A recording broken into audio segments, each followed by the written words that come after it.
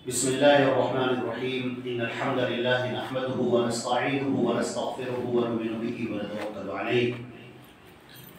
अल्लाहुम्मा सल्लि अला मुहम्मद व अला आलि मुहम्मद व बारिक व सल्लिम।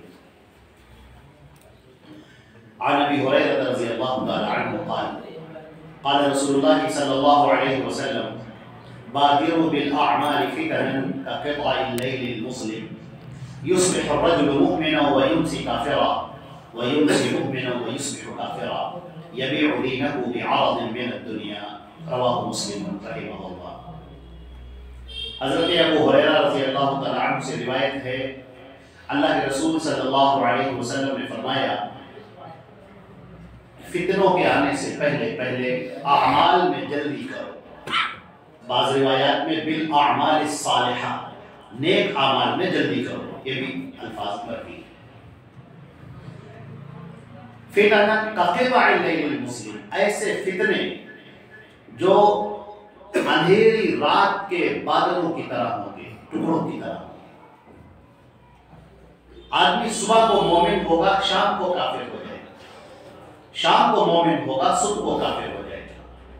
यबीउ दीनहु बिअरदिन मिन अद-दुनिया, और वो दुनिया के लिए, दुनिया के बदले में अपने दीन को फरोख्त कर देगा, बेच देगा। यह रिवायत मुस्लिम शरीफ की। इससे पहले फितनों का जो तज़किरा चल रहा था और हमने फितनों की जो अक़साम बयान की थी, उसकी जो किस्में बयान की थी और ये फितने किस तरीके से आएंगे, और फिर नबी करीम सल्लल्लाहु अलैहि वसल्लम ने गुज़श्ता जो फितनों का जो हिस्सा था, पहला हिस्सा, उसके अंदर बयान किया गया था कि इन फितनों का मुकाबला कैसे किया जाएगा। तो हम आपको सिर्फ याद दिलाने के लिए हदीस का वो टुकड़ा याद दिलाए देते हैं कि नबी करीम सल्लल्लाहु अलैहि वसल्लम ने फरमाया था कि जो उस शख्स जो भी तौअल फितन कल हसीर उदन उदन, ये है व अय क़ल्बिन अनकरहा, और जो भी दिल उन फितनों का इनकार करेगा, उसके दिल पर एक नुक्ता रख जाएगा सफेद, यहां तक कि दिल उसका मुनव्वर हो जाएगा, रोशन हो जाएगा। और जो इन फितनों को पी लेगा, जो फितनों को बर्दाश्त करेगा, पी लेगा, उसके दिल के ऊपर एक सियाह नुक्ता रख दिया जाएगा, यहां तक कि धीरे धीरे पूरा दिल काला हो जाएगा।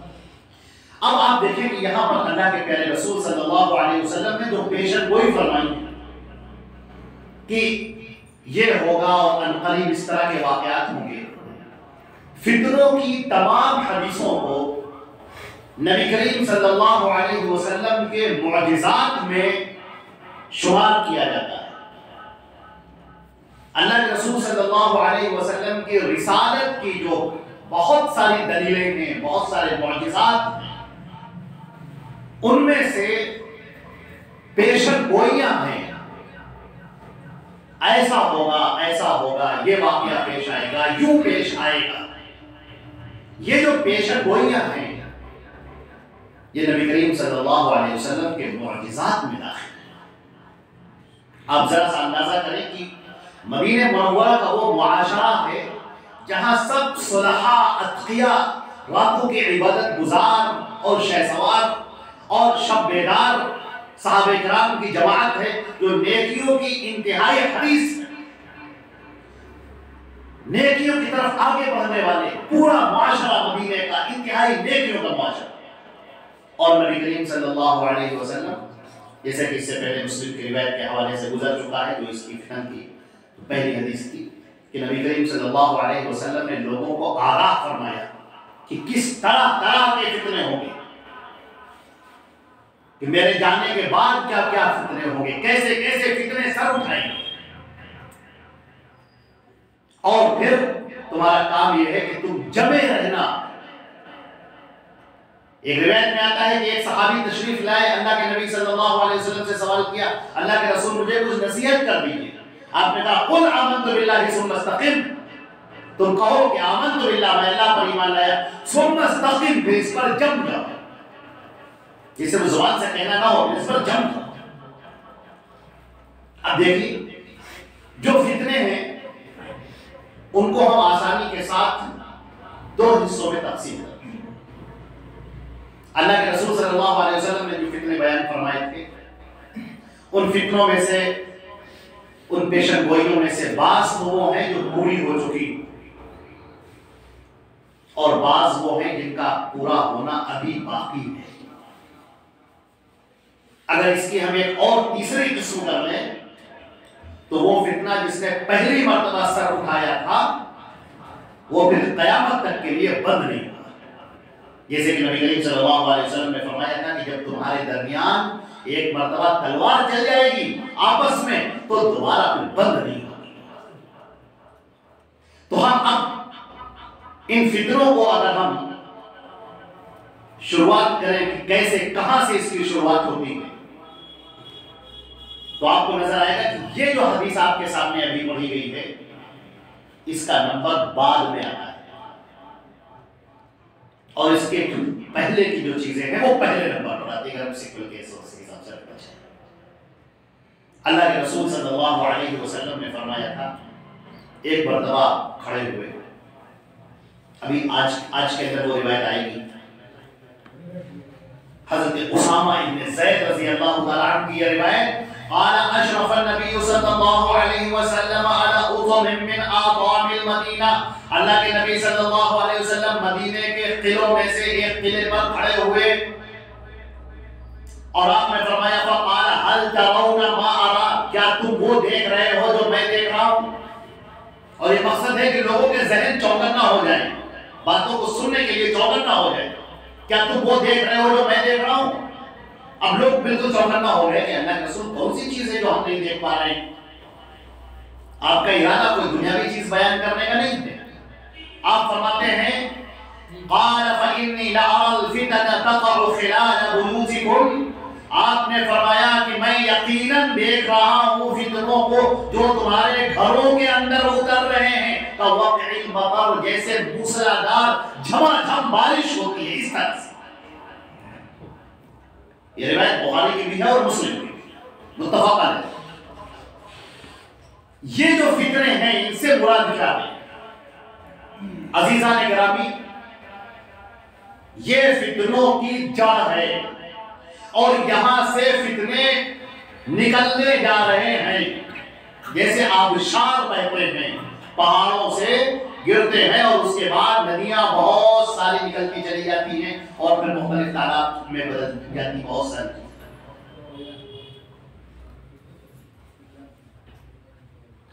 सुनिए जनाब नबी करीम सल्लल्लाहु अलैहि वसल्लम, जिनकी पेशन गोई तौरात में भी है और इंजील में भी है, और यहूदी और ईसाई दोनों इंतजार कर रहे थे अपने आखिरी नबी के आने का, और वो समझ रहे थे कि आखिरी नबी हमारी कौम बनी इसराइल में से आएगा, और इसके लिए वो मदीने में आकर अपनी रह भी रहे थे, उसके बाशिंदे बन रहे थे। और अल्लाह के रसूल सल्लल्लाहु अलैहि वसल्लम इधर कबीले कुरैश में बनी इस्माइल की शाख में आप तवल्लुद होते हैं, और यहाँ पर अल्लाह रब्बुल इज्जत आपको नबी बनाकर मबरूस फरमाता है। अब यहाँ से कुरान पाक ने जो बयान किया है वो हसदम मिन इंदी अनफुसिहिम, कुरान पाक ने कहा है कि वो हसद में पड़ गए, जल गए, और आखिरी नबी आपको मानने के लिए तैयार नहीं हुए, हालांकि वो जान रहे थे। यहूदी हज़रात और ईसाई भी, यहूदियों का तज़किरा कुरान पाक में ज्यादा कसरत से किया गया है और उनकी अय्यारियों को, चालाकियों को और बेनकाब किया गया है, बहुत उम्दा तरीके से आश्कार किया। कुरान पाक में यहां तक कहा है कि ऐ नबी आपको ऐसा पहचानते हैं जैसे अपने बेटों को पहचानते हैं, इस तरह आपको पहचानते हैं कि आप आखिरी नबी। लेकिन उन्होंने वो तरीका इख्तियार किया जो साबिका अंबिया किराम के साथ में किया था, यानी नबियों को कत्ल कर दिया जाए, किसी को जहर देकर मार दिया जाए, किसी को सारे लोग मिलकर घेर लें और आरे से उसे चीर दिया जाए या तलवार से उसका सर कलम कर दिया जाए, जैसे कि वो गुज़श्ता नबियों के साथ करते रहे हैं। उन्होंने चाहा कि हम इस आखिरी नबी को जो ये मोहम्मद मुस्तफा सल्लल्लाहु अलैहि वसल्लम हैं, हम इनको कत्ल कर दे, शहीद कर दे, मार डाले। तो अल्लाह ताला आखिरी नबी बनी इस्राइल में भेज देगा हमारे दरमियान। चुनांचे नबी करीम सल्लल्लाहु अलैहि वसल्लम के बारे में कुरान पाक के अंदर साफ ऐलान कर दिया गया, वल्लाहु यासिमुका मिनन नास, ऐ नबी अल्लाह तेरी हिफाजत करेगा लोगों से, लोगों के शर, साजिशें, मक्र फरेब, उनका दज्जल कोई काम ना आ सकेगा। लेकिन यहूदियों ने पूरी कोशिश की अल्लाह के नबी सल्लल्लाहु अलैहि वसल्लम को शहीद करने की। उसके मुख्तलिफ मौके में अपने हाथों में खंजर छुपा कर लाते थे, जहर में बुझा हुआ कि मुसाफा करेंगे आपसे ऐसे, और खंजर निकलेगा और आपके हाथों पर चुभ जाएगा। तो एक जरा सी नोक का लगना, खराश का लगना पूरे बदन में जहर को दौड़ा देगा। यहूदियों के कबाइल ने आपको अपने घर में बुलाया, अपने महल्ले, अपने कबीले में, और कहा कि आप बड़े अच्छे शख्स हैं, आपके फैसले बड़े अच्छे होते हैं, चलिए हम दो यहूदियों के दरमियान झगड़ा हो गया है, आप चलकर फैसला कर दीजिए। अल्लाह के नबी सल्लल्लाहु अलैहि वसल्लम तशरीफ ले जाते हैं, और उन लोगों ने एक जगह बना रखी थी बैठने की, और आपसे कहते हैं चलिए वहां पर बैठिए। अल्लाह के नबी सल्लल्लाहु अलैहि वसल्लम तशरीफ ले गए और बैठे, और फौरन उठकर आप किनारे पर खड़े हो गए दूर। अब सहाबा भी आपके साथ में सब खड़े हो गए, क्या हुआ? यहूदी बार बार कह रहे हैं अल्लाह के रसूल बैठिए, तशरीफ रखिए, वो जगह है आपके लिए, आप कुछ नहीं, आप में बोलते ही नहीं, खामोश। अचानक ऊपर से बड़ी सी चट्टान गिरी, और उसी जगह पर गिरी जहां पर अल्लाह के रसूल सल्लल्लाहु अलैहि वसल्लम को बैठना था। ये यहूदियों की प्लानिंग थी कि अल्लाह के रसूल को हम यहां पर बिठाएंगे और बातों में मशगूल करेंगे, और उसके बाद ये तो बैठकर फैसला करने के लिए बैठ जाएंगे जज की कुर्सी पर, और ऊपर से वो जो यहूदी एक था जिसको मुतय्यन किया था कि वो धक्का दे देगा चट्टान को, और चट्टान पर गिर जाएगी, और अल्लाह के रसूल उसी में पिस कर दबकर चले जाएंगे। लेकिन अल्लाह ने आपको वही के जरिए से बता दिया। आप अल्लाह के रसूल सल्लल्लाहु अलैहि वसल्लम चुपचाप बगैर कुछ कहे हुए वापस आ गए। एक और मौके पर ज़ैनब नाम की एक यहूदिया थी, उसने आपकी और आपके पूरे लश्कर की दावत की जो गज़वे से वापस आ रहे थे। अल्लाह के नबी सल्लल्लाहु अलैहि वसल्लम ने दावत कबूल फरमाई, दस्तरखान बिछ गया, बैठ गए सब लोग। जब वो गोश्त आपके सामने रखा गया, आपने लुक़मा उठाया और जुबान पर रखा, और उसके बाद उसे थूक दिया और कहा बुलाओ इसे, इस खाने में जहर मिला हुआ है, ना जहर मिला। ज़ैनब वो यहूदिया लाई गई। अल्लाह के नबी सल्लल्लाहु अलैहि वसल्लम ने सिर्फ इस कदर पूछा कि आखिर तूने ये हरकत क्यों? हम लोग तो यहां से जा रहे थे, गुजर रहे थे, हमारा तुम्हारा क्या लेना देना? तुमने खुद ही दावत की, अपने घर में बुलाया, और मेहमान के साथ ये सुलूक किया जाता है, कहां का इंसाफ है? खाने में तुमने जहर मिला।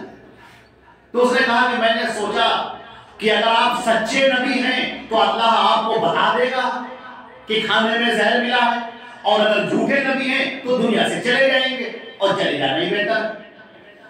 नबी करीम सल्लल्लाहु अलैहि वसल्लम ने कुछ नहीं कहा, आप चले गए।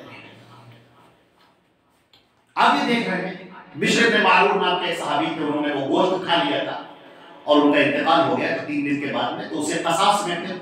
बिशर इब्न मारूर की मौत के क़सास में उस औरत को, ज़ैनब को बाद में खत्म किया। अल्लाह के नबी सल्लल्लाहु अलैहि वसल्लम ने अपने लिए कुछ नहीं कहा था, छोड़ दिया।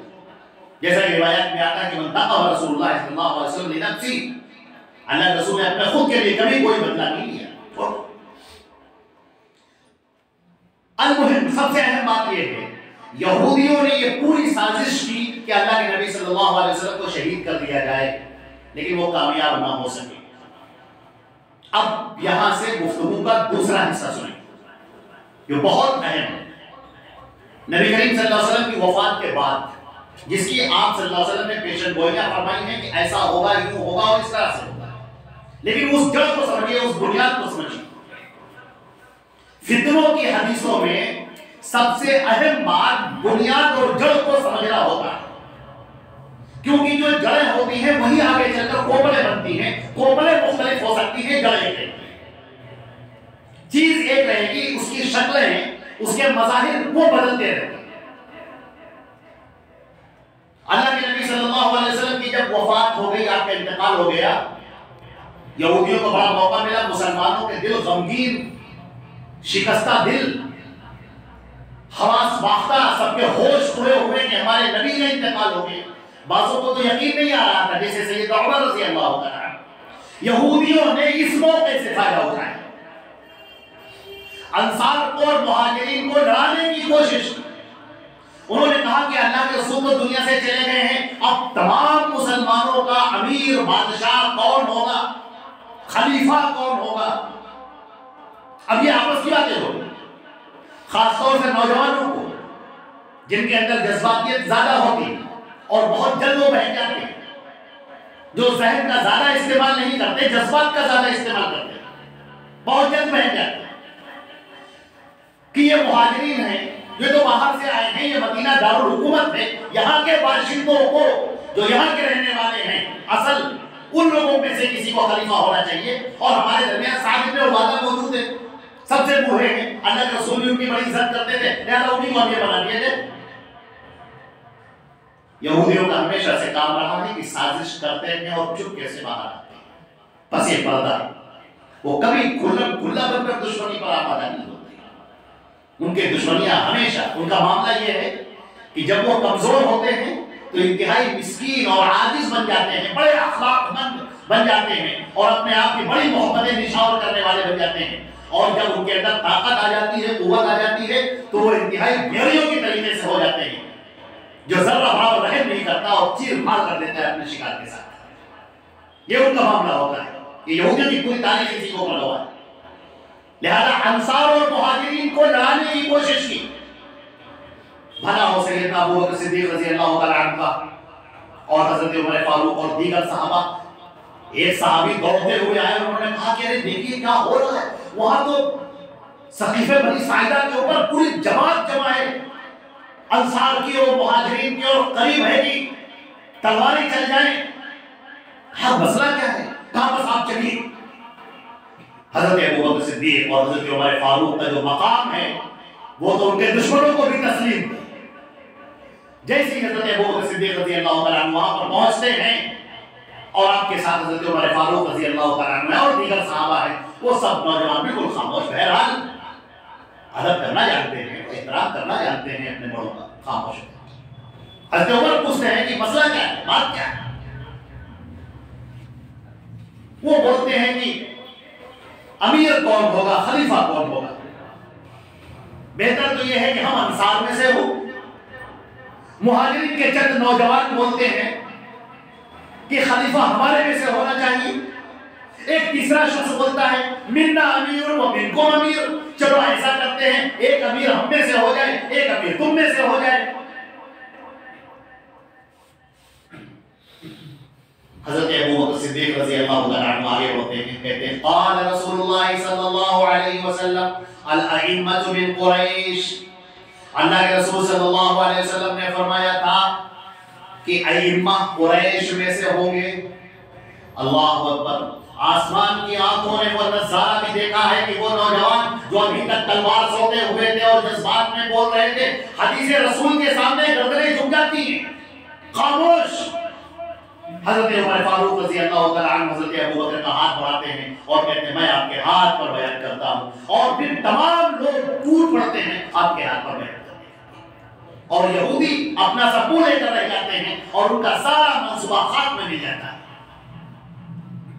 तो चले आते अंसार को लड़ाने के बाद मुहाजिरीन को, जिसमें वो कामयाब नहीं हो सके, हज़रत अबू बकर सिद्दीक रज़ी अल्लाह तआला अन्हु खलीफा बन गए। अब जब वो खलीफा बन गए तब इन यहूदियों ने सोचा कि यहाँ पर अब हमारी साजिशें कामयाब नहीं हो सकेंगी। चुनांचे वो उन इलाकों में पहुंचे जो दूर दराज के इलाके थे, जो फतेह मक्का में ईमान लाए थे, जो करीब हवाज़िन के मौके पर, हुनैन के मौके पर ईमान लाने वाले लोगों में से थे, जो करीब अहद थे। और वहां पर जाकर पहुंचे और कहने लगे कि तुम्हें मालूम है जो ज़कात वसूली जाती है, ये ज़कात तो अल्लाह के रसूल वसूलते थे, वो नबी थे। अब नबी चले गए दुनिया से तो ज़कात भी खत्म हो गई, अब किसी को ज़कात देने की कोई जरूरत नहीं है। बहुत सारे लोगों ने यह भी भूल खिलाया कि उन्होंने कहा कि इस्लाम तो नबी करीम सल्लल्लाहु अलैहि वसल्लम के ज़माने तक था, वो चले गए तो खत्म। इसको रिद्दत कहा जाता है, इर्तिदाद का फितना, जिसकी मुख्तलिफ शक्लें हैं, मैंने मुख्तसर बयान की, और भी शक्लें हैं इसकी। ज़कात का न देना, इस्लाम के बाद अरकान का इनकार करना, और उन्हीं में से ये है कि ये कहना कि अब हमको एक नए नबी की जरूरत है, लिहाजा एक दूसरे मुसलमान, एक दूसरा बंदर उसको कहते हैं मुसैलमा कज़्ज़ाब कुछ खड़ा हुआ था, अल्लाह उस पर लानत करे। नबी करीम सल्लल्लाहु अलैहि वसल्लम ने बीमारी की हालत में उसको जो खत लिखवाया है वो ये लिखवाया है, मुसैलमा कज़्ज़ाब इन्नल अर्ज़ लिल्लाहि युरिसुहा मन यशा। चुनांचे बाज़ लोग उसकी नबूवत पर ईमान लाए। तो ये मुख्तलिफ तरह की उसकी शक्लें थी इर्तिदाद की। चुनांचे ऐसे मौके पर सैयदना अबू बकर सिद्दीक रज़ी अल्लाह तआला अन्हु उठ खड़े होते हैं और तारीखी जुमला कहते हैं जो हर मोमिन को याद रखना चाहिए, हर मुसलमान।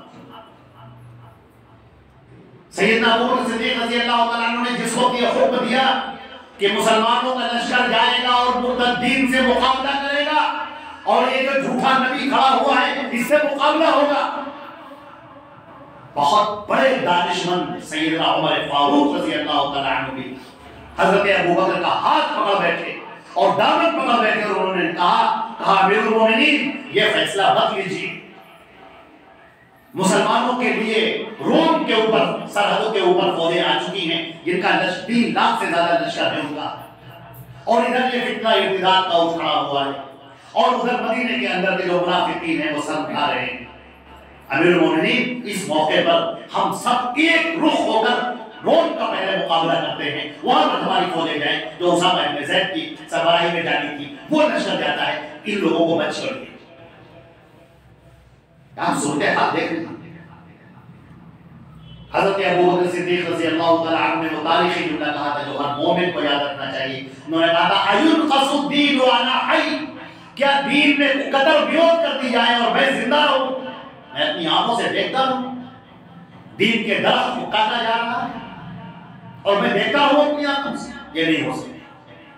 अल्लाह की कसम जो अल्लाह के रसूल के जमाने में ऊंट की एक रस्सी भी ज़कात में देता था, मैं वो ज़कात वसूल करके रहूंगा।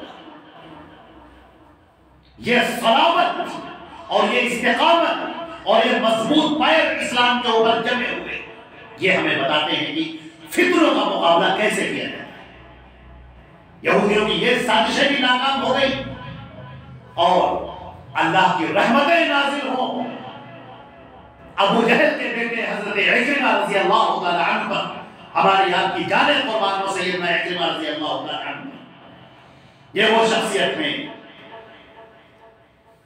कि उस मौके पर जब मुसैलमा कज़्ज़ाब का लश्कर पूरी ताकत के साथ मुसलमानों पर हमला आवर हो रहा था, उस मौके पर वो अकेले करे तन्हा मुसैलमा की तरफ आगे बढ़े और उन्होंने कहा कि मैं इसको कत्ल करके आता हूं। खालिद इब्न वलीद रज़ी अल्लाह तआला अन्हु ने उनका हाथ पकड़ लिया और कहा कि आप मत जाइए, उस लश्कर के बीच में आप मत जाइए, यहीं से रहकर हम लोग मुकाबला करते हैं। उन्होंने कहा इलैका अन्नी या खालिद, अरे खालिद तुम मुझसे दूर रहो, तुमने तो अल्लाह के रसूल के साथ में बड़े ग़ज़वात किए हैं, बड़ी जंगें की, आज मुझे मौका मिला है कि अल्लाह के रसूल की नबूवत पर ये डाका डालना है और मैं इसका काम तमाम करूं। चुनांचे वो आगे बढ़े और इक्रिमा का और मुसैलमा कज़्ज़ाब का उन्होंने काम तमाम किया। सैयदना वहशी रज़ी अल्लाह तआला अन्हु के साथ में थे जिन्होंने हज़रत हमज़ा को शहीद कर दिया। ये वो लोग हैं जिनका इस्लाम हस्न इस्लाम, शानदार इस्लाम का नमूना इन लोगों ने पेश किया। ये वो लोग हैं जो फितनों का मुकाबला करने वाले हैं। ये फितनों का दूसरा हिस्सा। अब यहूदियों ने देखा कि मुसलमानों से इस तरह से मुकाबला करना यह मुमकिन नहीं, यहां डर खौफ तो है ही नहीं, चाहे वो 3 लाख का लश्कर इनके सामने आ जाए, हजारों लोग मिलकर घेर ले, ये एक अकेला आदमी उठता है और पूरे लश्कर के अंदर घुसता हुआ चला जाता है। इसे मौत का कोई खौफ नहीं, बुज़दिली का कहीं नाम निशान नहीं, क़ुव्वत और शुजाअत और मर्दानगी में ये बिल्कुल नंबर 1। लिहाजा इनका मुकाबला हथियारों से न किया जाए, तलवारों से मुकाबला न किया जाए, अब इनके मुकाबले के लिए कोई और तरीका इख्तियार किया जाए। यहां से यहूदियों की वो साजिश शुरू होती है। किताबुल फितन के अंदर उनके चैप्टर बयान किए गए हैं और इसके अंदर वो हदीस अभी आपके सामने हम बयान करते हैं। अब जो उन्होंने शुरू किया है यहूदियों की जो साजिश, वो साजिश है दिमाग पर हमला करने की, एतिकाद पर हमला करने की, अकायद पर हमला करने की। इस्लाम की जो थ्योरी है, जो इस्लाम का निजाम है, जो अल्लाह की वही है, उसको मिटाने की अब कोशिश शुरू होती है। अभी तक कोशिश जारी थी कि मुसलमानों को लड़ा दिया जाए, मुसलमानों को कत्ल कर दिया जाए, मुसलमानों को मार दिया जाए। अब उन्होंने देखा कि ये नाकाम हो गए, तो अब मिलकर बैठते हैं, अब थ्योरी शुरू होती है। अब ये अंदर अंदर काम हो रहा है कि जो भी इस्लाम के जो पहली नजर रखने वाले लोग हैं, इनको मारा जाए। चुनांचे हजरत उमर फारूक रज़ी अल्लाह तआला अन्हु की शहादत का वाक़या पेश आता है। सैयदना उस्मान गनी ज़ुन्नूरैन रज़ी अल्लाह तआला अन्हु अमीरुल मोमिनीन बनते हैं। अब यहां से यहूदी साजिश का वो दौर शुरू होता है जो अभी तक नहीं रुका। बहुत अच्छी तरीके से समझ लीजिए। अब अब्दुल्लाह इब्न सबा नाम का यहूदी उठ खड़ा होता है, जिसने इस्लाम के अकायद पर हमले करने शुरू किए, मोहब्बतों का रंग देखा। और वो मदीने के अंदर नहीं, दूर के इलाकों में, यमन के इलाके में, मिस्र के इलाके में, शाम के इलाके में, वहां के देहातों में, मुजाफात में जाकर आप काम कर रहे हैं, प्री प्लान, और लोगों को वो अकायद भर रहे हैं कि अल्लाह के नबी दुनिया से चले गए तो क्या किसी को बगैर खलीफा बनाए चले गए, और खलीफा बनाया था हजरत अली को, और ये लोग गासिब काबिज हो गए उनके ऊपर। अब ये बात चलती है, जहां पर लोगों ने इनकार किया वहां पर पहरा बदल लिया। उन्होंने कहा नहीं नहीं नहीं, हम तो ये कह रहे हैं कि हजरत अली की बड़ी फजीलत है, वो फजीलत अबू बकर को हासिल नहीं है। खलीफा तो बहुत अच्छे हैं, लेकिन वो फजीलत हासिल नहीं।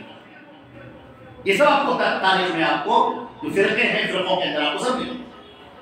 बदले अभी भी का एक हिस्सा वो कहता है अली तो उलूहियत के मकाम पर फाइज थे। तिरमिज़ी की रिवायत में है कि हजरत अली रज़ी अल्लाह तआला अन्हु अपने जमाने में जब वो अमीरुल मोमिनीन, उस मौके पर उनको इस फिरके का पता चला जो हजरत अली की उलूहियत का है, और उसका कहना यह था कि अल्लाह हजरत अली के अंदर उतर गया है, जिसकी इनकार्नेशन होता है, अवतार लेना जैसे होता है, वो उनके अंदर उतर गया है। हजरत अली रज़ी अल्लाह तआला अन्हु ने उन लोगों के बारे में उनको बुलवाया और उनको जिंदा जला दिया। बाद में उनको हजरत अब्दुल्लाह इब्न अब्बास ने रोका और कहा कि अमीरुल मोमिनीन, अल्लाह के रसूल सल्लल्लाहु अलैहि वसल्लम ने जिंदा जलाने से मना किया है, लेकिन तब तक देर हो चुकी थी, तब तक वो काम हो चुका था। चुनांचे उन्होंने कहा साबित है, तुमने सच कहा, यानी अपनी अब पशेमानी का इजहार किया, और हम सजा दे देते लेकिन जिंदा नहीं करते। लेकिन आप हजरत अली का तगय्युस, उनका गुस्सा आप यहां पर आप नुमाया देख सकते हैं। इन यहूदियों की साजिश शुरू होती है मुख्तलिफ जिहाद पर। पहला हिस्सा यह है मुसलमानों के दरमियान अकायद के लिहाज से ऐसा फर्क डाला जाए कि एक मुस्लिम दूसरे मुस्लिम का दुश्मन बन जाए, और दूसरा हिस्सा वो शुरू होता है कि इस्लाम की मनमानी तशरीह की जाए, और उसके लिए जरूरी यह है कि आदमी खुद भी मुसलमान हो, तभी तो वो इस्लाम के बारे में बोलेगा। लिहाजा अब चोखा पहना गया, सर पे दस्तार सजाई गई, लंबी दाढ़ियां रखी गई, और दीन का बड़ा मुजाहिरा किया गया। मस्जिद के अंदर खड़े होकर खूब नमाजें पढ़ना, खूब तस्बीहात पढ़ना, खूब तिलावत करना, बड़ी दीन की बातें करना, और बड़े मुतवर्रे और बड़े मुत्तकी और परहेजगार नजर आने लगे, और अवाम फिर उनकी तरफ टूट पड़ी। और उसके बाद फिर उन्होंने हदीसें बयान करनी शुरू की, क़ाल रसूलुल्लाह सल्लल्लाहु अलैहि वसल्लम कहकर हदीसें बयान करनी शुरू की। अंदर से सब यहूदी, अंदर से बिल्कुल मोमिन नहीं, यहूदी हैं वो, लेकिन हदीसें बयान कर रहे हैं। क़ाल रसूलुल्लाह सल्लल्लाहु अलैहि वसल्लम, अल्लाह के रसूल ने फरमाया आलू खाने में शिफा है, जो आलू खाएगा वो जन्नत में जाएगा। इस तरह की रिवायत। बाज़िंजान बैगन खाने की फजीलत। आप देख रहे हैं कि नबी का काम यही होता है कि वो आलू और बैगन को फजीलत बयान करे, लेकिन ये फैलाई जा रही बात है, हजरत अली के ताल्लुक से बात है। झूठी बात नहीं। कुछ इस तरह से हो जाए कि इस्लाम के अंदर ऐसी बातें दाखिल हो जाए जो इस्लाम का हिस्सा नहीं है, और ये शक्ल पूरी बदल जाए। जहन पर हमला, दिमाग पर हमला, अकीदे पर हमला, दिल पर हमला, और मुसलमानों को आपस में लड़ाने की कोशिश। हज़रत उस्मान गनी रज़ी अल्लाह तआला अन्हु के दौर से ये सारी चीजें शुरू होती हैं। अभी आप जब हदीस सुनेंगे, हदीस के जब हम तर्जुमा पेश करेंगे, तब आपको अल्लाह के नबी की पेशेंगोइयां बड़ी याद आएंगी। हज़रत उस्मान गनी रज़ी अल्लाह तआला अन्हु का मामला इंतहाई उम्दा और बड़ा शानदार है, और बड़ी दूर तक फतूहात जारी हैं। यहां तक कि चीन का जो बॉर्डर है, यहां तक कि इस्लामी फौजें पहुंच चुकी, समरकंद और बुखारा के सारे इलाके फतेह हो चुके हैं सब, और रोम और ईरान तो दोनों के ज़माने फतेह हो चुके। इस मौके पर हजरत उस्मान गनी रज़ी अल्लाह तआला अन्हु के खिलाफ अब यहूदियों का वो हिस्सा सामने आता है कि उनके बारे में बातें बयान की जाए। चुनांचे मिस्र से एक वफ्द चलता है 40 लोगों का, मदीने के अंदर सुबह के 10 बजे हजरत अमीरुल मोमिनीन उस्मान गनी रज़ी अल्लाह तआला अन्हु के सामने ये लोग आते हैं और कहते हैं हमारा फैसला कर दीजिए। उन्होंने कहा क्या फैसला कर दीजिए? कहा फैसला ये है कि फला शहीद हो गया था, उसकी बेवा को पेंशन नहीं मिली, फला सिपाही भर्ती है, उसकी तनख्वाह जारी नहीं हुई। इस तरह की छोटी छोटी चीजें। अमीरुल मोमिनीन कहते हैं कि ये बातें तो हमसे क्यों कह रहे हो, ये बातें तो मिस्र के गवर्नर से कहनी चाहिए, उनसे कहो। तो वो कहते हैं अमीरुल मोमिनीन इसीलिए तो आपके पास में आए हैं, वो जो गवर्नर है वहां पर वो इंतहाई खराब, उसके लिए बड़े गलीज अल्फाज इस्तेमाल करते हैं, साहिब रसूल है, हमने साहिब रसूल कि वो हमारी सुन नहीं रहे, आप फैसला कीजिए। हज़रत उस्मान गनी रज़ी अल्लाह तआला अन्हु कहते हैं कि भगवान से लाओ लेटर पैड, इस पर लिखा जाता है, लिखो सबकी शिकायतें सुनी, सबकी शिकायतों का हल। ये सुबह के 10 बजे से लेकर 12 बजे के बीच की बात है, ज़ोहर से पहले पहले फैसला किया, मोहर लगाया और कहा जाओ वहां के गवर्नर को दे देना, तुम्हारी सारी शिकायतें रफा कर दी गई। शाम का वक्त है कि एक सहाबी दौड़े हुए आते हैं और कहते हैं कि अमीरुल मोमिनीन उन मिस्र वालों का फैसला कर दीजिए, बेचारे वो सुबह से पड़े हुए आकर। हज़रत उस्मान गनी रज़ी अल्लाह तआला अन्हु फरमाते हैं कि अरे क्या बात करते हो, वो तो सुबह मुझे आकर मिले थे, मैंने एक ही नशिस्त में, एक ही मजलिस में फौरन फैसला कर दिया। तो वो कहते हैं कि फिर अमीरुल मोमिनीन जरूर कोई खास बात है। वो 1000 का लश्कर में देख रहा हूं कि वो खेमे लगाए हुए वहां पर मदीने के बाहर वो लोग अभी भी बैठे हुए और कह रहे हैं कि उस्मान गनी ने हमारा फैसला नहीं किया, अमीरुल मोमिनीन ने, जब तक फैसला नहीं किया जाएगा हम यहां से जाएंगे। ये रात की बात है, फैसला सुबह 10 बजे हो चुका। हज़रत अमीरुल मोमिनीन ने एक कासिद भेजा उनकी तरफ कि उनको बुला कर लाओ, क्यों नहीं गए, क्या मसला है, और कोई बात हो तो बयान कीजिए। अब वो आते हैं और 1000 का लश्कर है। अब सुबह 40 लोग थे और शाम को 1000 के लोग, और ये कहते हैं कि आप खिलाफत छोड़िए, खलीफा आप नहीं रहे। तो उन्होंने कहा मुसलमानों ने मुझे खलीफा बनाया है, मैं कैसे खिलाफत को छोड़ देता हूं, मुझे बयान करो। तो कहते हैं आपने ये खत लिखा है कि ये 40 लोग जब यहां से जाएं तो इनकी गर्दनें मार दी जाएं। कहा नहीं, हाशा वल्ला, मैं झूठ नहीं बोलता, हरगिज़ ऐसी बात नहीं लिखी। कहा लिखिए। एक खत दिखाया, उस पर यही लिखा हुआ था कि उस्मान गनी की तरफ से ये खत है कि 40 लोग जब तुम्हारे पास पहुंचे तो इनकी गर्दनें मार दी जाएं। आपने कहा कि अल्लाह की कसम, नहीं मेरा खत है, नहीं मेरी तहरीर है, नहीं मेरी मुहर है, कुछ भी नहीं। कहते नहीं, आप खिलाफत छोड़िए, अब घर को घेर लेते हैं। अब मदीने के अंदर मस्जिद नबवी पर काबिज हो जाते हैं। हज़रत उस्मान को घर से बाहर नहीं निकलने दे रहे कि आप खिलाफत छोड़िए, और ये कह रहे हैं हम आपको कत्ल करें। मेरा तवील दास्तान, मुख्तसर किस्सा ये है कि इन जालिमों ने सैयदना उस्मान गनी रजी अल्लाह तआला अन्हु को शहीद कर दिया बेदर्दी के साथ। और हजरत अली रजी अल्लाह तआला अन्हु खलीफा भी बना दिया कि आप खलीफा बने। हजरत अली की शख्सियत लोगों में बड़ी महबूब शख्सियत है, किसी मुसलमान को उनके खिलाफत से इनकार हो ही नहीं सकता। लिहाजा चुना उन्होंने ऐसे शख्स को कि जब हम कहें कि ये खलीफा है तो कोई कुछ बोल ना सके। और जाहिर सी बात है कि कोई मुसलमान कुछ नहीं बोला और ना बोलना चाहा। हजरत उस्मान के बाद हजरत अली रज़ी अल्लाह तआला अन्हु का जो मकाम और मर्तबा है वो सारे लोग उससे वाकिफ है। लिहाजा जब इन बनवाइयों ने उनको खलीफा बनाया कि आप हमारे खलीफा हैं, तो पूरे मुसलमानों में से किसी ने कोई इनकार नहीं किया। दिल तो हजरत उस्मान की शहादत से ऐसे ही टूटे हुए थे, मुसलमानों ने उनके हाथ पर बैअत कर ली। अब यहाँ से मसला उठता है सैयदना अमीर मुआविया रज़ी अल्लाह तआला अन्हु का, जो मुल्क शाम के गवर्नर। उन्होंने कहा कि एक मर्तबा का वाकया है जो सारे मुसलमानों को मालूम है कि अल्लाह के रसूल जब मदीने से चले थे और हजरत हुदैबिया के मुकाम पर जहां पर बैत रिजवान हुई है, हजरत उस्मान गनी को मक्के भेजा था और मक्के जवाब सफीर बनकर गए थे। तो यहाँ किसी ने खबर फैला दी कि उस्मान को शहीद कर दिया गया, तो अल्लाह के रसूल गुस्से में आ गए थे और आपने कहा था लोगों आओ और मौत पर बैत करो। वो शख्स मेरे साथ आए जिसको यकीन हो कि मरकर वापस नहीं आएगा। और उसके बाद आपने अपना हाथ बढ़ाया था और कहा था ये उस्मान का हाथ है, और इस तरह आपने बैत की थी और कहा था कि हम उस्मान के कत्ल का बदला लेकर रहे, लिहाजा उस्मान के कत्ल का बदला लिया जाएगा। चुनांचे वो खुतूत का सिलसिला शुरू होता है।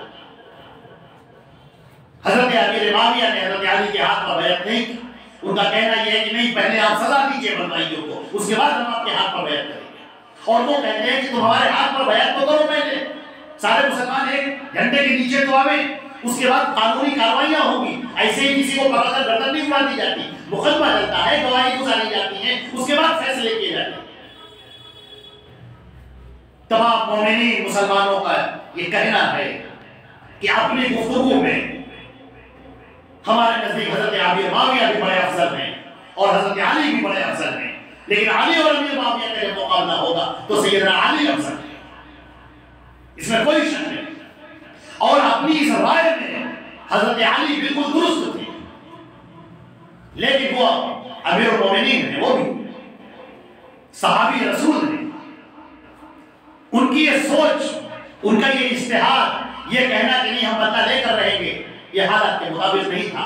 लेकिन बहरहाल उस वक्त की जो जज्बातियत थी उसमें मुसलमानों का एक लश्कर उधर हो गया और मुसलमानों का एक हिस्सा इधर हो गया और आपस में वो तलवारें चल गई, जिसका बीज यहूदियों का बोया जो हजरत उस्मान गनी के कत्ल पर बुद्धिज होता है, हजरत उमर फारूक की शहादत करवाता है, सैयदना अली रज़ी अल्लाह तआला अन्हु की शहादत करवाता है, हजरत अमीर मुआविया को शहीद करने की कोशिश होती है। ये सारी सूरत हाल जो आपके सामने है, मुसलमानों के आपस में तलवारें चल रही हैं और जब ये मौका आ जाता है कि चलो सुलह कर ली जाए, मुसलमानों में जब खून बहता है, सारे सहाबा उनका दिल गिरफ्तार है, अमीर मुआविया भी और हजरत अली, और कहते हैं चलो सुलह कर ली जाए। दो आदमियों के ऊपर ये बात मुत्तफिक होती है कि ये जो फैसला कर देंगे मान लिया जाएगा।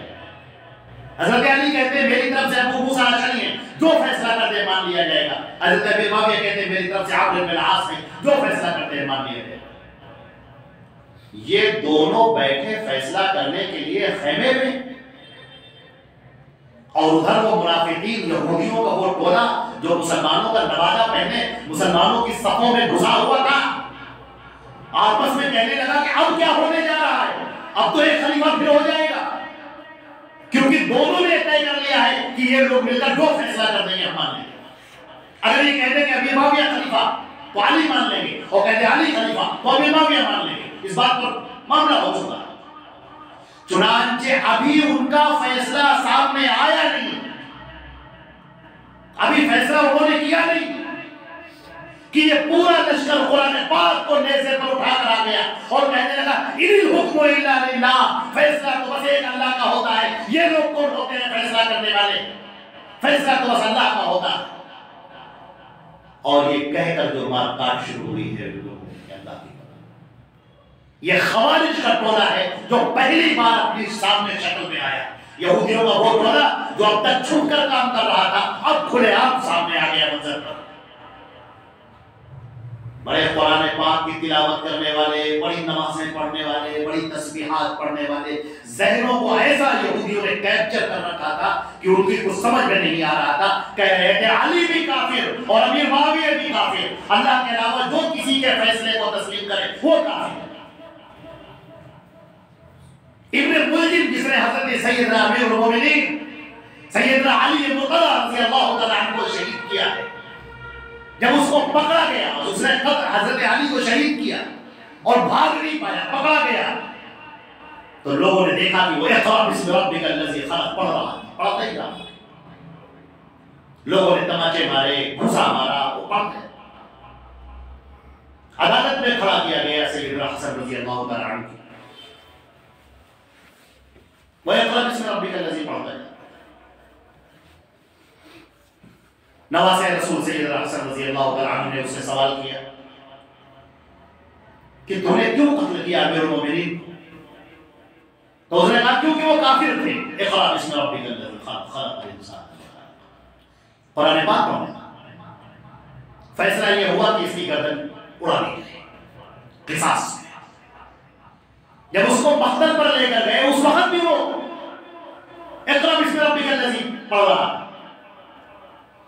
एक जो मुसलमान थे वो आगे बढ़े और कहा मैं इसकी ज़ुबान पर काट देता हूं। हज़रत अली को शहीद करने के बाद ये कुरान पाक की तिलावत कर रहा है, तो वो घबरा गया। उसने कहा रहने दो, मेरी जुबान मत काट। उसने कहा क्यों ना काटे तेरी जुबान? उसने कहा मैं चाहता हूं दुनिया में जितनी देर जिंदा रहूं कुरान पाक की तिलावत करूं। ये देख रहे ये कौन सा नशा था जो इनके ज़हन के अंदर भर दिया गया? कौन सा वो जहर था जो इनके नसों के अंदर उतार दिया गया? कुरान और हदीस से दूर होकर ये क्या न कर बैठे। ये खवारिज का वो टोला है जो सामने आया है, और इब्न सबा का वो यहूदियों का टोला जो बात सामने आए और बात सामने नहीं आ पाए। हजरत अमीर मुआविया रज़ियल्लाहु तआला अन्हु सन 41 हिजरी में जिस वक्त अमीरुल मोमिनीन होते हैं वो, उस वक्त उनकी हैबत किस कदर तारी होती है। उन्होंने कहा बस खत्म हुआ मामला, अब ये जितने मुनाफिकीन हैं इन सब की गर्दन उड़ाई जाएगी। चुनांचे जैसे चूहे अपने बिल के अंदर घुस जाते हैं, इसी तरीके से ये खवारिज और ये बलवाई और ये इब्न सबा के पैरोकार, ये राफिजी, ये सब उस बिलों के अंदर घुसे और चुपचाप खामोशी के साथ, क्योंकि इन लोगों का फैसला जो भी इस तरह से बलवाई होता था, अल्लाह के रसूल के नाम पर झूठी हदीसें पेश करने वाला, काल अल्लाह काल रसूल, रसूल के जरिए से झूठ बात कहने वाला, सैयदना अमीर मुआविया रज़ियल्लाहु तआला अन्हु उसकी गर्दन उड़ा देते थे, सजा मुतायन। आपने कहा काल रसूलुल्लाह और आपकी सनद नहीं है, झूठे हैं आप। आपने कहा मुझसे अबू हुरैरा ने बयान किया और हज़रत अबू हुरैरा कहते हैं कतान ने बयान किया, मैं इसको जानता तक नहीं। ऐसे आदमी की सजा ये थी कि उसकी गर्दन उड़ा दी। मगर ये लोग खुफिया तौर पर ये काम करते रहे। अब यहां से तारीख का बड़ा ताबनाक, बड़ा अजीब सा दौर शुरू होता है, जहां पर मुसलमान एक तरफ तो फुतूहात करते जा रहे हैं और एक तरफ उनकी ताबीरी तरक्कियां हो रही हैं, और अंदर से अंदर एक घुन लगा हुआ है। लेकिन वो क्या कर सकते हैं? जब कोई सामने होगा तो उसे मारा जाएगा, लेकिन अगर कोई सामने ना हो और छुप छुप कर काम करता रहे तो उसका कैसे मुकाबला किया? लिहाजा अल्लाह रब्बुल इज्जत ने मुहद्दिसीन की जमात को खड़ा किया, या अल्लाह का फैसला। ये सहाबे कराम की जमात से शुरू होता है दौर। इमाम मुस्लिम रहमतुल्लाह अलैह ने अपने मुकदमे के अंदर उसको तहरीर फरमाया है। हज़रत अब्दुल्लाह इब्न अब्बास, अब्दुल्लाह इब्न मसऊद और दीगर सहाबे कराम वो सहाबा हैं जो इस दौर को उठाते हैं और हदीसों की जांच पड़ताल करते हैं, फिर उनके बाद ताबईन का और फिर तबे ताबईन का वो दौर जो मुहद्दिसीन की जमात का शानदार दौर रहा है, जिन्होंने जिसने कहा क़ाला रसूलुल्लाह उसकी पूरी जिंदगी नाप ली। उसने कहा मैंने ये हदीस मिस्र में सुनी थी फला शेख से। मुहद्दिसीन ने मिस्र का सफर किया है, उसकी सच्चाई का पता नहीं। भूखे रह रहे कर रहे लोगों ने पूरी एक अलग रास्ता है। इन मुहद्दिसीन ने क्या क्या मुसीबतें उठाई हैं इस हदीस की हिफाजत के लिए। अल्हम्दुलिल्लाह ये हदीस की आप किताब देख रहे हैं, 6000 हदीसों का मजमुआ है, लेकिन उससे भी ज़ायद। ये तो मुंतखब है जो निचोड़ी रखी गई ना, वो हदीसें जो मुहद्दिसीन ने जमा की हैं। अल्लाह उन पर अपनी रहमतों का नुज़ूल फरमाए। अल्लाह के रसूल सल्लल्लाहु अलैहि वसल्लम की बातों को बिल्कुल साफ शफाफ अलग कर दिया। जैसे एक जौहरी होता है, सोने का पारखी होता है, वो अलग कर देता है। ये प्योर सोना है, कोई मिलावट नहीं, और ये मिलावट वाला है। बिल्कुल दूध का दूध और पानी का पानी अलग। ये प्योर बिल्कुल साफ सुथरा शफाफ, इसकी सनदें बिल्कुल सही, बिल्कुल दुरुस्त, और ये मिलावट वाला है। मुहद्दिसीन ने अलग कर दिया। हदीस सही है या साफ नहीं, ये मुतवातिर है, ये हसन दर्जे, ये सही गैरी, ये हसन निज़ामी, ये हदीस शाज़ है, मुनकर है, मुअल्लल है, ये मक़तूअ है, ये मौक़ूफ़ है, ये दुरुस्त नहीं है। ये मुहद्दिसीन ने इसकी जो मेहनत की है, आज अल्हम्दुलिल्लाह क़यामत तक वो इस्लाम जो अल्लाह के रसूल सल्लल्लाहु अलैहि वसल्लम ने सहाबा किराम को पेश किया था, पूरी सनदों के साथ अल्हम्दुलिल्लाह हमारे पास मौजूद है। अंग्रेजों ने लिखा है, जो इस्लाम के दुश्मन डॉक्टर स्प्रिंगर ने लिखा है कि मुसलमानों को इस पर फख्र होना चाहिए, दुनिया की कोई कौम इसका मुकाबला नहीं कर सकती। अपने रसूल की बातों को हम मुसलमानों ने जैसे महफूज किया है, प्रोटेक्टेड किया है, उस तरह से कोई आज किसी की बात नहीं। एक हदीस जो आदमी पेश करे पूरी सनद, और वो आदमी जिसकी सनद पेश की जा रही उसकी पूरी जिंदगी, उसके शागिर्द कौन है, उसके असातिज़ा कौन है, उसके उस्ताद कौन कौन है, किसने उन पर जरा की है, किसने उनको बुरा कहा है, किसने उनकी तारीफ की है, किसने उनके हाफिजे को टोका है, किसने उन्हें वहम करार दिया है, किसी ने कहा है कि बिल्कुल सही है, बिल्कुल दुरुस्त है, किसी ने कहा नहीं एक बार ये हदीस बयान करते हुए फला जगह पर भूल गए। कौन है सहाबा जिंदगी के अंदर? रसूल पाक सल्लल्लाहु अलैहि वसल्लम की ये हक़ानियत और उनके रिसालत की ये गवाही है, ये मौजिज़ा। अल्लाह के नबी सल्लल्लाहु अलैहि वसल्लम फरमाते हैं, हज़रत अबू हुरैरा रज़ियल्लाहु तआला अन्हु रावी हैं, बादिरू बिल अमाल, नेक अमल जल्दी जल्दी करो। मैंने नेक का तर्जुमा किया क्योंकि बाद में रहते हैं बादिरू बिल अमाल सालिहा, नेक अमाल में जल्दी करो कबल इसके कि फितने आ जाएं, जैसे तारीख फितने होते हैं, जैसे तारीख बादल के टुकड़े होते हैं। आदमी को समझ में नहीं आता क्या दुरुस्त है, क्या ना दुरुस्त है, क्या हक है, क्या बातिल है, समझ में नहीं आता। फितनों का वो दौर उस जमाने में भी आया था जब अब्दुल्लाह इब्न सबा खड़ा हुआ था। फितनों का दौर उसके बाद में भी आया है जब ये झूठे ऐसे हदीसों में फैलाने वाले खड़े हुए। फितनों का दौर उसके बाद भी आया है, आज भी ये फितनों का दौर जारी है। ऐसे ऐसे दज्जाल, ऐसे ऐसे फराडिये आपके सामने हाजिर हैं कि आप उनकी बातों में उलझ जाएंगे। वो आपके जहन में, आपके दिल में शुबूह पैदा करेंगे, शुबहात पैदा करेंगे, ऐसी बातें लेकर आएंगे, बड़ी चटपटी बातें, बड़ी मसालेदार बातें, और बड़ी ऐसी बातें कि आदमी उनमें उलझ कर रहेंगे। ऐसे लोग आएंगे आपके सामने। इन फितनों को समझना बहुत जरूरी है।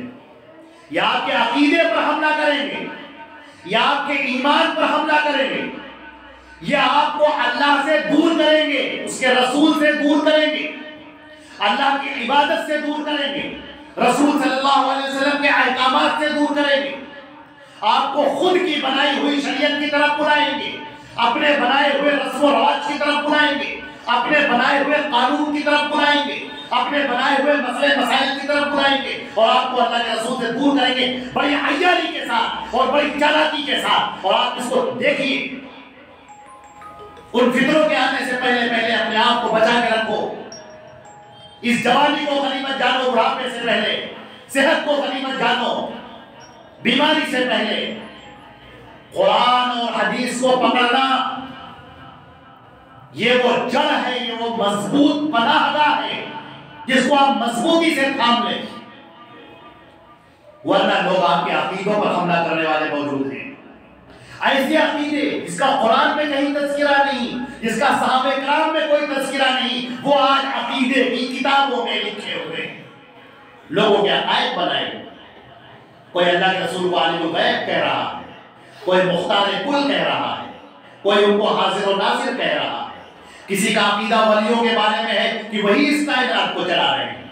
कोई उनके मुख्तलिफ नाम दिए हुए हैं कि ये साहब का काम है इस इलाके को देखना, उसको कय्यिम कहते हैं, उन इलाके का नाम है उस इलाके को देखना, उसको अब्दाल कहते हैं, वगैरह वगैरह। ये चक्कर चलाया गया, झूठा चक्कर, इस्लाम के खिलाफ एक बहुत बड़ी साजिश। कुरान और सही हदीसों को जो आदमी पकड़े रहता है वो उस हक के रास्ते पर रहता है जो अल्लाह के रसूल ने पेश किया था, और उससे जरा बराबर भी हटना अपने आप को गुमराही और हलाकत में डालना है। उन फितरों के दौर में अच्छा एक यहाँ पर नुक्ता हम और बयान किए जा रहे हैं। आपने फरमाया है मेरे अजीजों, हम जिस दौर में जी रहे हैं ये फितरों का दौर है। कब हमारी सुबह और कब हमारी शाम खराब हो जाए हम नहीं जानते। हम इस अल्लाह के घर में बैठे हुए हैं, अल्लाह को याद कर रहे हैं, उसके रसूल की प्यारी प्यारी हदीसें सुन रहे हैं। हम बहुत अच्छा मौका है, जिक्र का मौका है, दरूद पढ़ने का मौका है, नेकियां कमाने का मौका है, तौबा का मौका है, इस्तिग़फ़ार का मौका है, अल्लाह की तरफ मुतवज्जे होने का मौका है। यह भी मुमकिन है कि तुम बाहर निकलो और फितनों में पड़ जाओ, किसी की अलबेली निगाहें और किसी की शौक चश्मेनाज़ तुम्हें अपनी तरफ खींचे और किसी के जलवे तुम्हारे ज़हनों को अपनी तरफ मुर्तकिज़ कर दे। ऐसा हो सकता है। उस वक्त से पहले पहले इस चीज को गनीमत समझो। फितरों में तुम पड़ जाओ, इससे पहले अपने आप के औकात की हिफाजत करो और उसकी प्लानिंग करो। ये फितने ऐसे हैं कि जो बरस रहे हैं, जैसे जरासीम फजाओं में घूमते उस तरीके से फितने फजाओं में घूम रहे हैं। आप सांस लेते हैं तो आपके अंदर चले जाते हैं। अब सुनिए उसकी अगली जो इस फितने का इससे ताल्लुक है। वअन्हु यानी अबू हुरैरा रज़ियल्लाहु अन्हु क़ाल रसूलुल्लाह सल्लल्लाहु अलैहि वसल्लम, अल्लाह के रसूल सल्लल्लाहु अलैहि वसल्लम फरमाते हैं, सतकूनु फितनुन, अन करीब ऐसे फितने होंगे, इस तरह के फितने, अल काइदु फीहा खैरुम मिन अल काइम, जिसके अंदर बैठने वाला ज्यादा बेहतर होगा खड़े होने वाले से। क्या समझिए, आप बैठे हुए हैं और एक शख्स खड़ा हुआ है और फितने बर्पा हैं चारों तरफ, तो जो बैठने वाला है वो फितरों की जद में कम आएगा। जो खड़ा होगा उसका ज्यादा लंबा हिस्सा है, लिहाजा वो फितरों की जद में ज्यादा आएगा। लिहाजा ये इशारा किया जा रहा है, जो कायद है, जो बैठा हुआ है, फितरों से दूर है, मस्जिद में बैठा हुआ है, मुअतकिफ है, किताबों में मशगूल है, तिलावत में मशगूल है, नेक कामों में मशगूल है, ये ज्यादा बेहतर है बमुकाबले उसके जो नेक है, मुत्तकी है, परहेजगार है, लेकिन बाजारों में घूम रहा है, वो बेहतर उस आदमी से। अल-काइदु फीहा खैरुम मिन अल-काइम, बैठने वाला बेहतर होगा खड़े होने वाले से। वल काइमु फीहा खैरुम मिन अल-माशी, और जो सिर्फ खड़ा हुआ है वो बेहतर है उससे जो चल रहा है। जो खड़ा हुआ है कम से कम वो अपने आसपास के फितरों को देख रहा है, वो कम फितरों में गिरफ्तार है, और जो चल रहा है मुस्तकिल, वो बेशुमार फितरों में गिरफ्तार है। वल्माशी फीहा खैरुम मिन अस्साई, जो चल रहा है वो बेहतर है उससे जो दौड़ रहा है। जो दौड़ रहा है और ज्यादा फितरों को लेने वाला है। मन तशर्रफ लहा तस्तशरिफु, जो उसको फितरे को झांक कर देखेगा ये है क्या, वो फितरे उसको उचक लेगा। इसीलिए मुहद्दिसीन ने लिखा है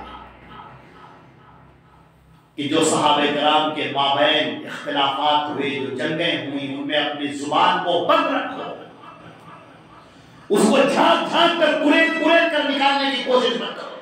इमाम अहमद ने हम्बल से पूछा गया, उन्होंने कहा सुनो, अल्लाह ने हमें उस जमाने में नहीं पैदा किया, किसी सहाबी का खून हमारे दामन पर नहीं है, तो अपनी जुबान को उनकी हलाकत करके, उनकी आबरू रेजी करके क्यों गंदा करे, क्यों नजिस करे? अल्लाह ने महफूज रखा हमको। मत आगे बढ़िए कि हम चले साहबे कराम के दरमियान फैसला करने के लिए, मत आगे बढ़िए कि देखा जाए कि इसमें सही कौन था और गलत कौन था। हम उसको पकड़ लें और उसी पर हम कायम हैं। हजरत अली अफजल है, इसमें कोई शक नहीं। हजरत अमीर मुआविया से हजरत अमीर मुआविया मफजूल, हजरत अली रज़ी अल्लाह तआला वो अफजल, इसमें कोई शक नहीं। वो इस्लाम के चौथे खलीफा सैयदना अबू बकर, हजरत उमर, हजरत उस्मान रज़ी अल्लाह तआला अन्हुम अजमईन के बाद जो नंबर आता है वो हजरत अली रज़ी अल्लाह तआला अन्हु का नंबर आता है। वो हमारे दिल में। अल्लाह के रसूल सल्लल्लाहु अलैहि वसल्लम ने फरमाया, या अली ला युहिब्बुका इल्ला मुमिन व ला युहिब्बुका इल्ला मुनाफिक। अली तुमसे मोहब्बत वही करेगा जो मोमिन होगा और तुमसे बुग़्ज़ वही रखेगा जो मुनाफिक होगा। ऐ अल्लाह, हम तुझे गवाह बनाकर कहते हैं कि हम हजरत अली रज़ी अल्लाह तआला अन्हु की और जमीय सहाबा किराम बशमूल हजरत अमीर मुआविया की मोहब्बत में मिलता है। या अल्लाह, अपने लिए मोहब्बतों को कबूल, अपनी जुबान को सहाबा किराम की आबरू से तार-तार मत कर, हिफाजत करो इस जुबान। फमन वजदा मलजअन औ मआज़न फलयउज़ बिही, तो अगर किसी को कोई ठिकाना मिल जाए, पनाहगाह, शेल्टर मिल जाए, वहां पर वो पनाह हासिल करे।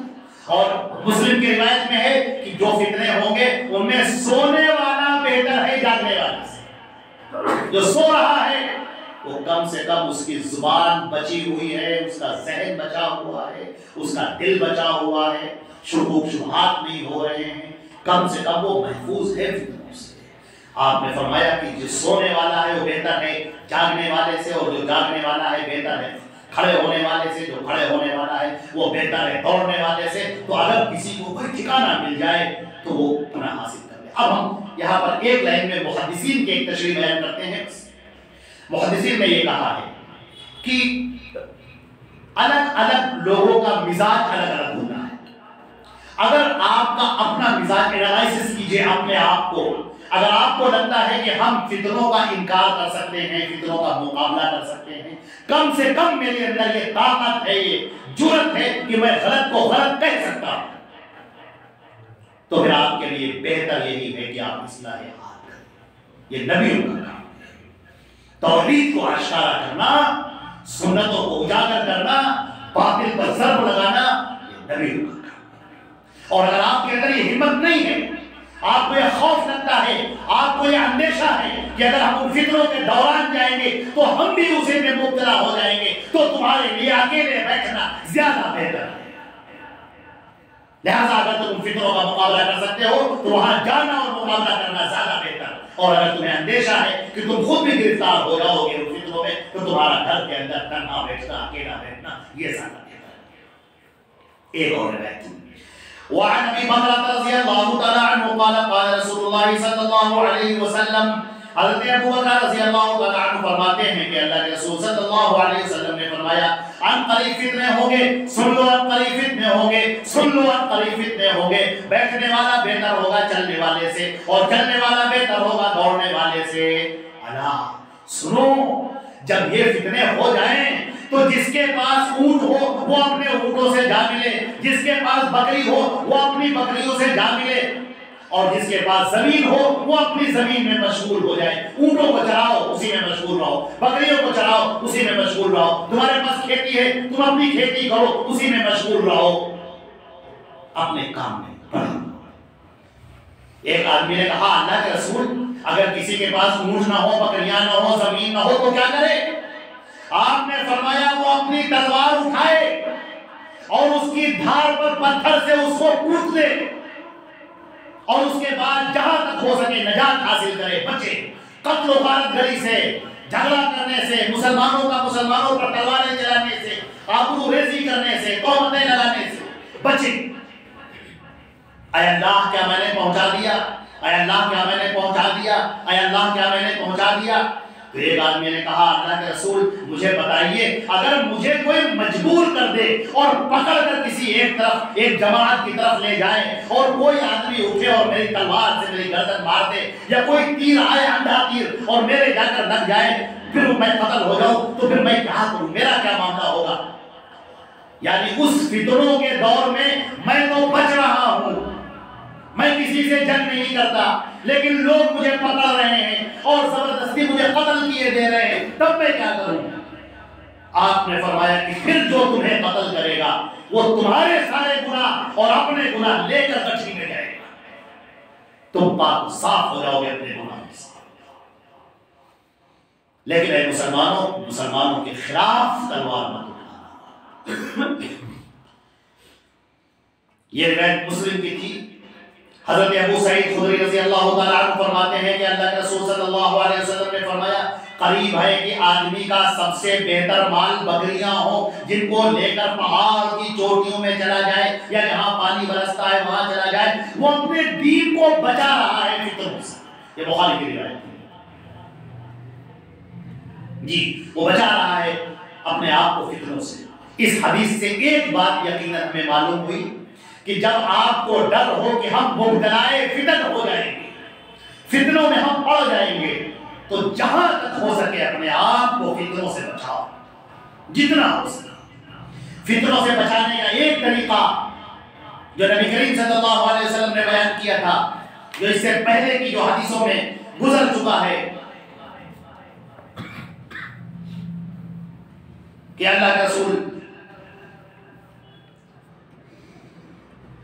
सुम्मा अलिमू मिनल कुरान सुम्मा अलिमू मिनस सुन्नह, फिर लोगों ने कुरान पाक को सीखा, फिर लोगों ने हदीसों को सीखा नबी करीम सल्लल्लाहु अलैहि वसल्लम की। वो फितनों से बच जाएगा जो कुरान पाक को पकड़े रहेगा और जो अल्लाह के रसूल सल्लल्लाहु अलैहि वसल्लम की प्यारी प्यारी हदीसों को पकड़े रहेगा और जो मनहज सलफ के मुताबिक इस्लाम को समझेगा। सलफ से मुराद हमारे हज़रात सहाबे किराम, ये जो जमात तवातुरन चली आ रही है, जहां पर हदीसें महफूज है, जहां पर इस्लाम महफूज है, जो इनको पकड़े रहेगा। मेरे अजीजों, अपने आप को सबको इन फितनों से बचाओ और अपनी हिफाजत करो और ज्यादा से ज्यादा अपने दिल को साफ करो और कुरान और हदीसों से जुड़ रहो। अल्लाह के रसूल सल्लल्लाहु अलैहि वसल्लम की जो हदीसें भी आ रही हैं आगे और आती जाएंगी भी, और आप देखिए कि कैसे फितनों के बारे में बयान किया गया है और कैसे उससे बचने के बारे में बयान किया गया है। अभी फितनों का हमने दो हिस्से बयान किए हैं, एक हिस्सा वो है जो अल्लाह के रसूल की पेशगोइयों से मुताल्लिक है और एक हिस्सा और है जो आइंदा आने वाले क़यामत तक आने वाले ज़माने से मुताल्लिक है, जिसमें हम और आप सब जी रहे हैं। आप हज़रात से दरख्वास्त है कि हदीसों को सुनिए और अपनी ज़िंदगी के लिए एक लायक अमल तैयार कीजिए। अल्लाह ताला हमारे और आपके बैठने को कबूल फरमाए। अल्लाह ताला अपने फज़ल करम से हमें कुरान सुन्नत पर चलने की तौफीक अता फरमाए, दीन इस्लाम पर बाकी रखे। जब हमारी मौत है तो हालत ईमान पर मौत है, या अल्लाह अपने फज़ल करम से हमारे गुनाहों को माफ़ फरमाओ। अस्सलामु अलैकुम।